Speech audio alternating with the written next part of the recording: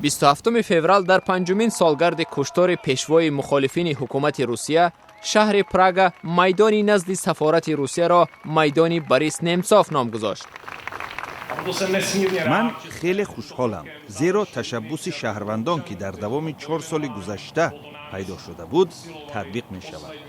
ما همراه عنعنه چخی عدالت انسانی را پیروی می کنیم.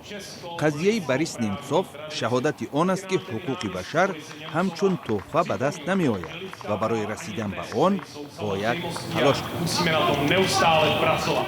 در دوره حکمرانی پرزیدنت بوریس یلتسین، بوریس نمسوف مدت معاون سروزیر این کشور بود.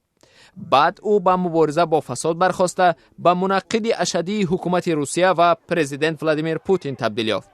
نمسوف 27 فوریه سال 2015 اثنای سیر و گشت در کنار کرملین به قتل رسید، ولی فرمایشگر کشتار او تا حال آشکار نشده است.